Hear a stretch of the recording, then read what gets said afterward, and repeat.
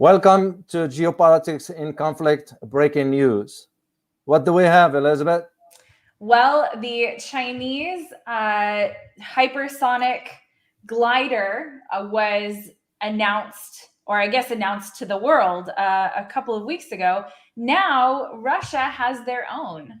Well, indeed, the Russians just announced, even though the test was conducted 2 days ago. So there was no, I mean, for us, yes, we could have talked about it yesterday. We wanted to confirm the info.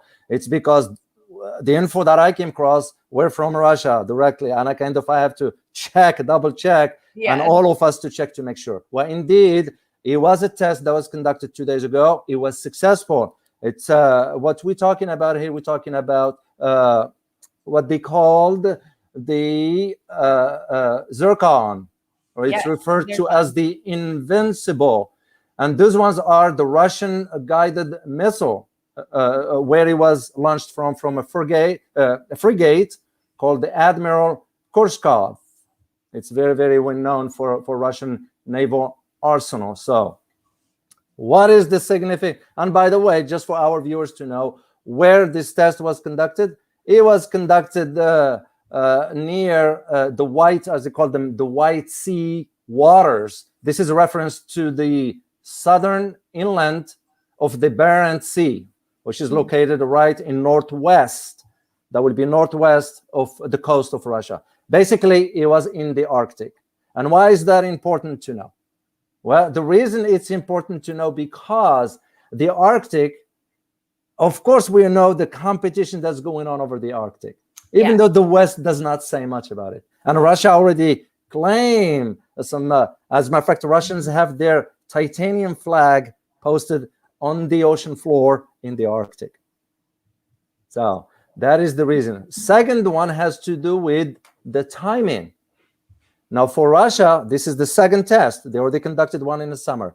But what's interesting about this, it came only about 2.5 weeks to 3 weeks from the Chinese hypersonic test. Yes, that is very interesting timing, don't you think? Exactly. And this is where sort of, are you seeing the geopolitical writing on the wall? Yes. Because that's what it is. Just for our viewers to know, this is very significant. This is how Russia communicates on the international stage. Basically, what they're saying is, if the Chinese did it, we have the capability as well. But can you imagine if we combine our strength together? Well, and you and Ross did a deep dive presentation on Xi and Putin's friendship, their actual friendship, which was very, very interesting. So indeed, and it's not disclosed in the West, Elizabeth. No, it's not. Nobody really talks about that at all. One of the things that you guys brought to the table was the birthday party that Putin threw for Xi. Exactly. And there's real friendship there, and I think that is we're starting to see that play out on the global stage. But the powers of Russia and China combined together are very, very strong. Very, and but the key point to this testing, it's Russia sending a message to the West. Of course, it has to do with exposing your technology capability in the hypersonic. But this one is also about something else, and it has to do with NATO. As we all know, NATO's been expanding eastward, because the US, we didn't hold our end of the bargain when we promised the former Soviet Union, after the disintegration, NATO will not expand eastward. We went back on our word. That is not surprising. I know. Based on the reputation that the United States has unfortunately accurately earned. And speaking of that, there was a meeting where on Friday, where NATO Secretary General Jens Stoltenberg gave a very interesting speech and named specifically China and Russia as directions to pay attention to. Well, of course they have to, because what is NATO's mission today? Right. They're going to have to create an enemy, whether real or perceived, to them to justify the existence of their mission. Because literally, what is NATO's mission? I don't see any, personally. No. And now Russia is doing this test to send a message about, mainly also has to do with what's taking place right now on the border with Poland. I'm sure our viewers are aware of the immigration humanitarian crisis that's taking place right now. Some immigrants have died from, weather conditions. It's cold in that part of the world. They are not adjusted to that. But they are saying, NATO saying, and the European Union saying that, well, it's Belarus, but it's also Russia playing a role into this. Yes. Well, Russia made it clear we have nothing to do. But this missile test, the hypersonic one, this is basically, in my opinion, in my judgment, this is one of the sort of last warning from Vladimir Putin to the West. Why?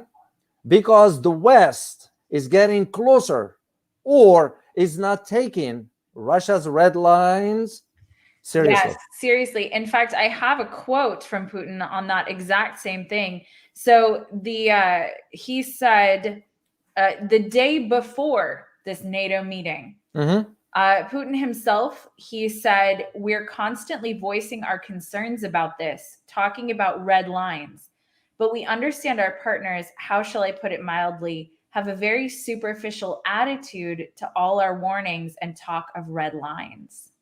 Exactly. And this is why you're seeing, for example, and we did a video on this about Britain sending its naval destroyer to the Black Sea. Yeah. You're seeing also NATO conducting military drills on the Black Sea, Yeah. but Black Sea closer to Russia's borders. I mean, what would you do if you are a head of state? You're going to have to think about defending your country, your sovereignty, whatever that is. So to me personally, and that's, I remember, I wrote about this in my last book. Yeah. Go ahead. Let me actually quote you, because I have that quote. You did write about it in your last book.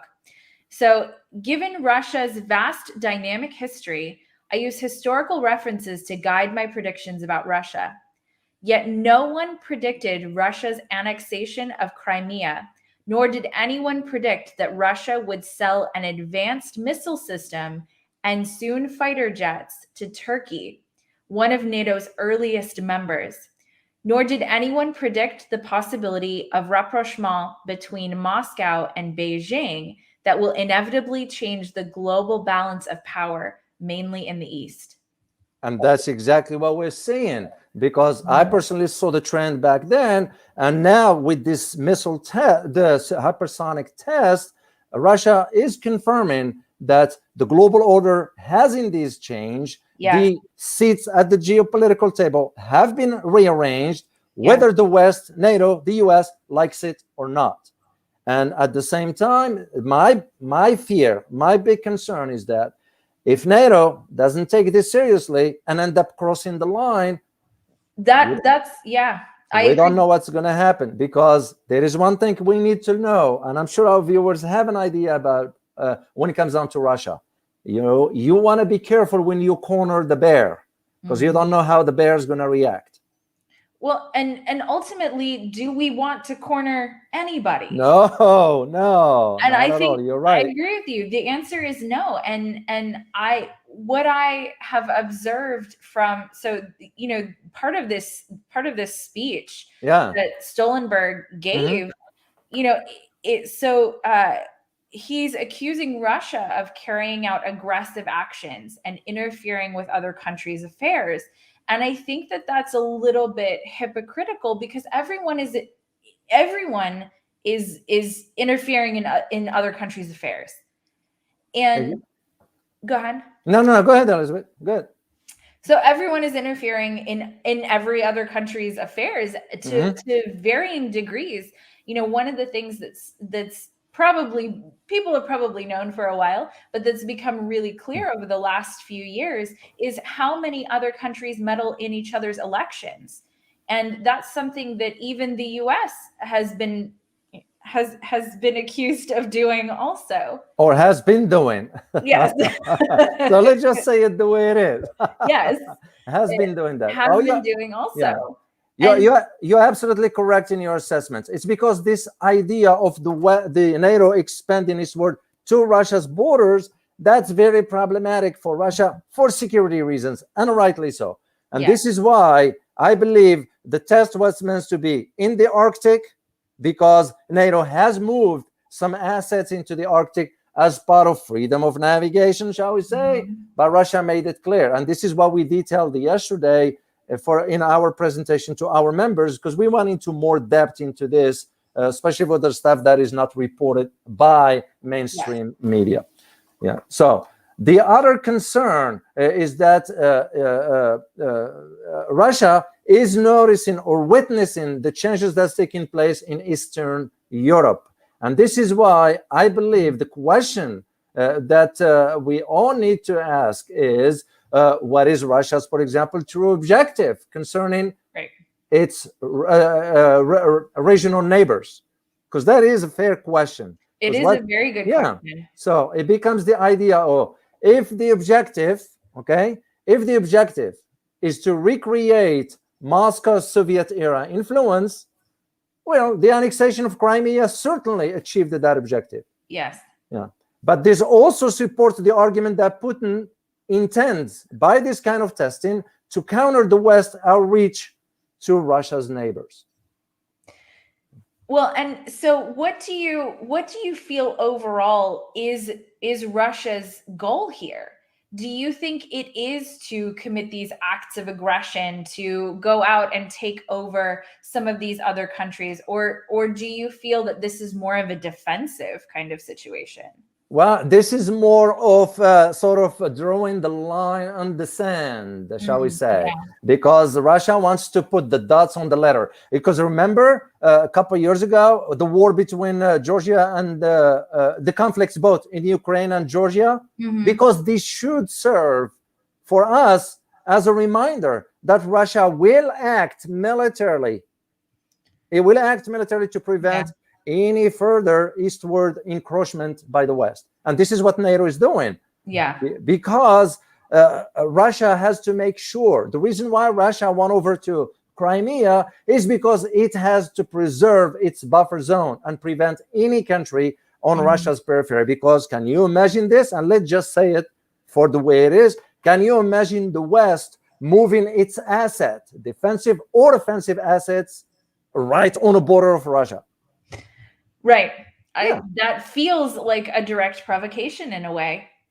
How do we feel if Russia and China comes closer to the Florida coastline in the international water and moved some submarines and moved some naval assets there that includes missiles, nuclear tipped, and how are we going to feel about that? Yes. It's the same thing. Absolutely the same thing. And this is just my opinion, but what I see and what I really saw from that speech that he gave was that this is a provocation. This is the creating of an enemy. And I want to be very clear. I don't see Russia or China being perfect. They have internal problems of their own. And there's a lot of things going on in both countries that that are legitimate, possibly legitimate human rights violations, but those are happening all over the world. We have them here at home, so we do. We have them here at home, and pretty severe ones. We talk about this a lot, and it's very close to my heart. Homelessness is a huge problem. Children not being able to eat, and it's 1 in 4 children they don't have food at home to eat. So these are very serious problems even at home. But you talk about Yemen. You talk about human rights, all in very many different places. So we have to take a look at, what is actually the reason behind these provocations, because the stated reason isn't the reason that is relevant any other place, it seems. The stated reason of human rights violations, which is even mentioned here in this speech, he says, China is suppressing democracy and human rights at home. We don't regard China as an adversary, but we need to take into account the consequences for our security, the rise of China. And so that to me says, well, we're looking at human rights, but really the big issue is we don't see China as a threat, but we have to prepare for if they are a threat. That's correct, yeah. And this is why the US is going to be preparing for next month's summit about so-called democracy. So yes, it's going to be next month. So we're gonna keep an eye on that, because you know what I'm curious to see is who's on the list that's been invited. Now I'm curious to see that. And we're going to talk about that one. I'm a little curious to see what they have to say, as a lot of the measures have gone into place over the last 2 years. Exactly. Most people have been locked down. Most people have spent the last 2 years locked down, where emergency powers have been given to governments. And so, democracy in many places, in many ways, has not necessarily been what we had been used to before. Exactly. So if we are to talk about the standard of democracy by our standards in the West, look no further than what's taking place in Australia. Yes. It's considered a democratic nation. So how come the government behaving the way is behaving the way it behave? It's because that democracy now moves aside, and they're gonna have to do what they have to do. So it's one of those. You cannot leave your country without government permission. Are you a democracy anymore? And I think that's a legitimate question to ask. So I'm very curious to see what the summit on democracy ends up really being about. Well, we will report on that one and do probably a more a lengthy video on it, because it's worth addressing. So just to go back to this topic of the hypersonic.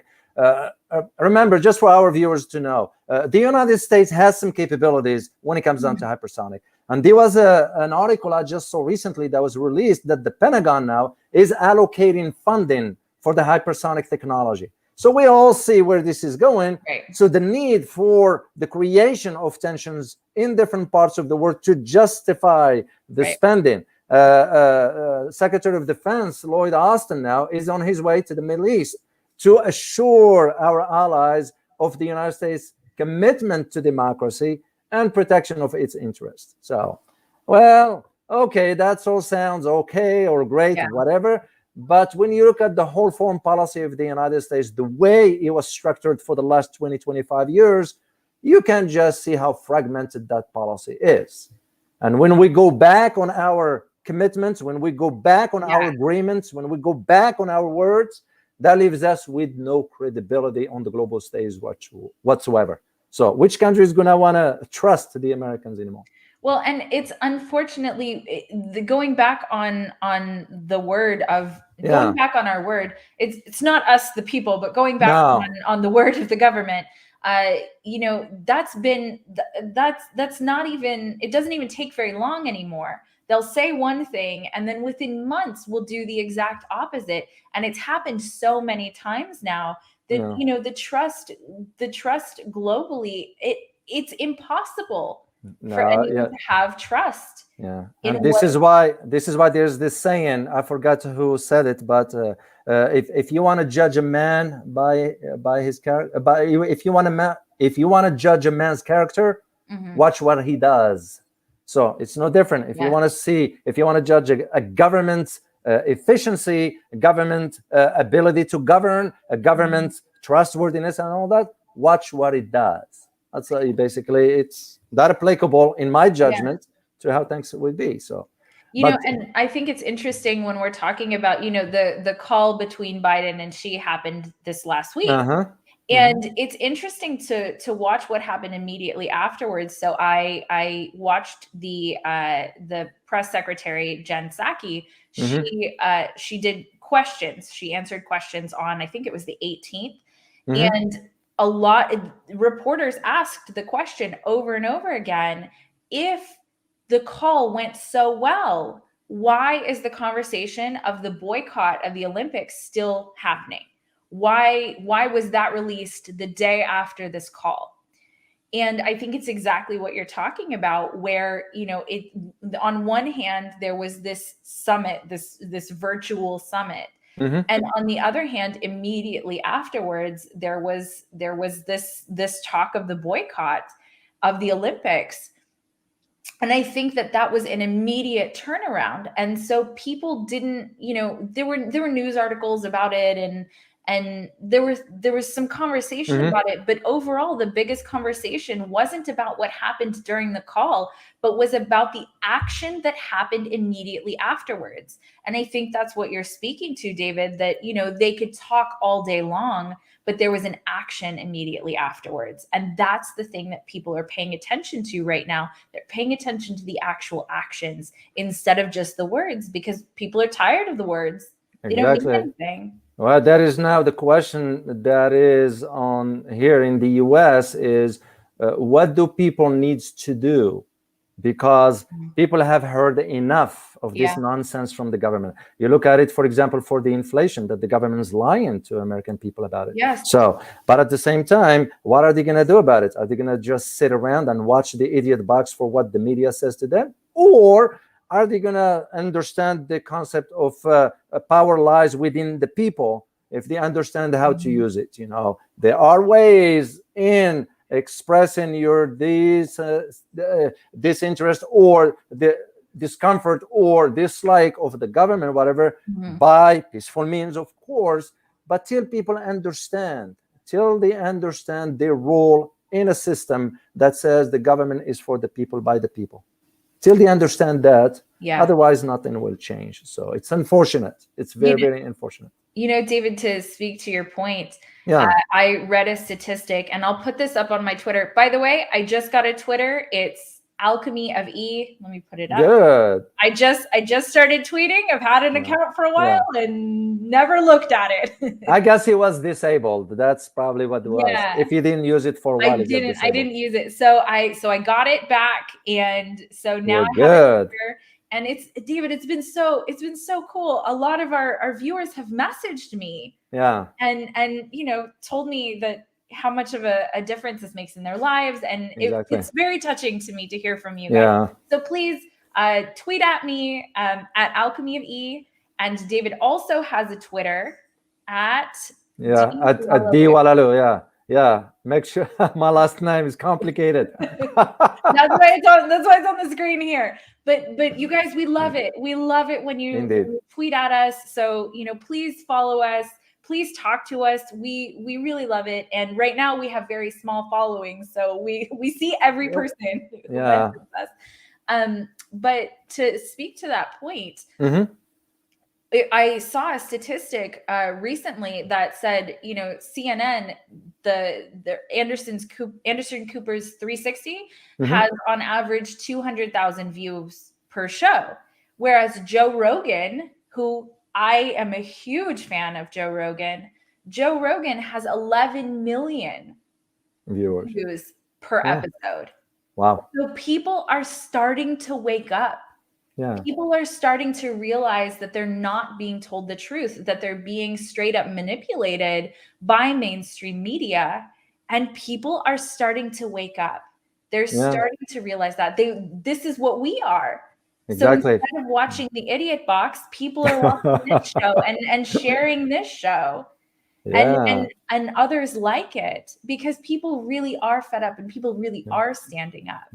And also because we wanted to literally, share the truth. We're not doing it we want to share the truth with our viewers and with everybody around the world who can get to access our channel, subscribe to it. And that is the reason why we keep asking for those who have not subscribed yet, please do so, because we need to grow the base for this, because it's very important. Yeah. This goes beyond us just showing up in front of a camera.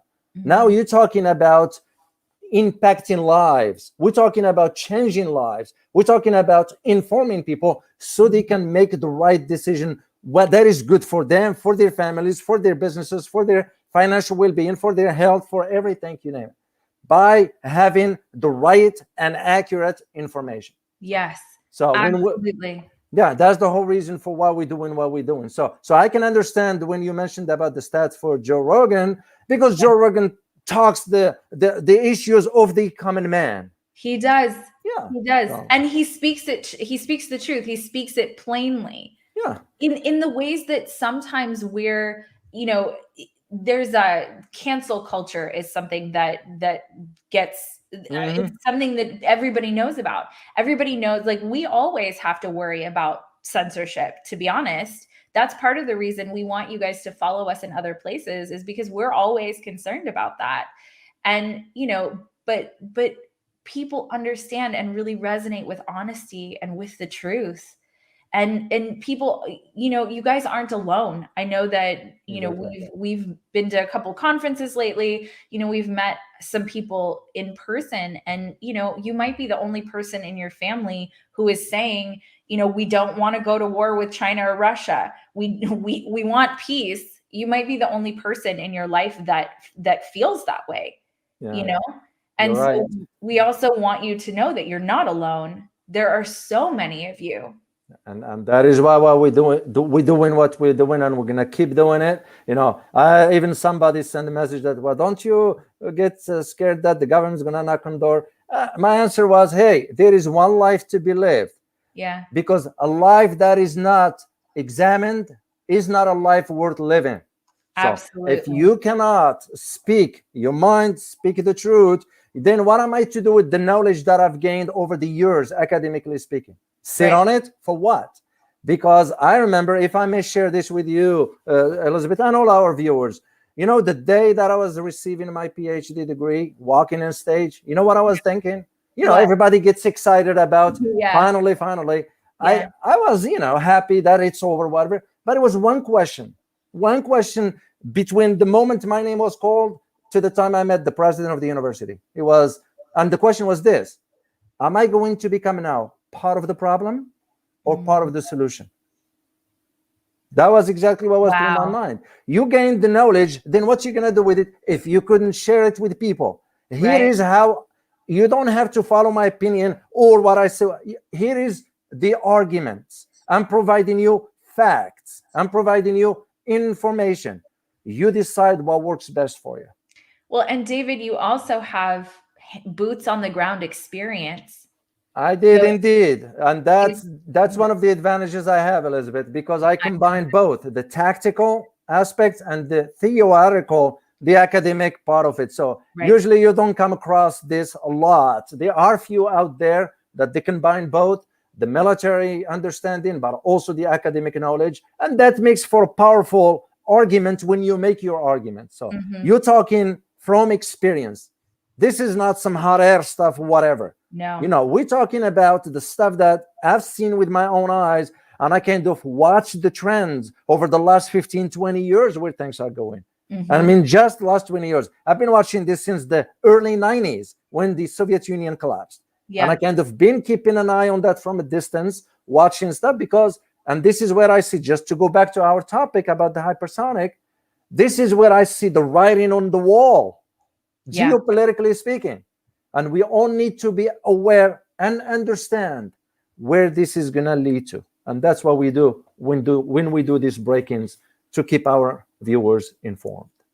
Absolutely. And David, one of my favorite stories that I have heard you tell is about when analysts would come to Afghanistan. Oh yeah. And if you could tell our viewers that. Certainly. That was in Iraq, that one, but it was an Afghanistan story. The one in Iraq, when the analysts used to come over, come to Baghdad, and so I said, okay, guys, you need to go downtown, right? We're going to go downtown. It's like, oh, no, we're not going downtown. That's great. I said, why not? Well, the shooting, the killing, and all that stuff. And I said, well, wait a minute. If you are to write an analysis that's going to be submitted to the White House, wouldn't you want to see things with your own eyes? Right. Or rather than depending on what the prime minister of Iraq back then, he was Nouri al-Maliki, who's, by the way, he's planning on running again for office. Oh, wow. And he used to tell the American side what they want to hear. Yeah. So when Washington gets the info, that info is tainted. It's not right, because what's going on in ground contradicts what's on writing. The Afghanistan story was one day when I just had time, and I was waiting at the PX outside, waiting for some colleagues. And I was dressed, no fatigues, just normal clothes. Of course, you can tell I'm a Westerner and all that. And on my left side were two Canadians, because I could tell by their insignia patch they were from JTF, the Joint Task Force. And one of them said to the other, "Hey guys, look at the guy on your right. He looks like an Iranian." Wow. Because my hair is dark, I have Yeah. dark eye, and I just had a grin on my face and turned around to him and I said, "Well, I happen to be your neighbor in the south that protects your back."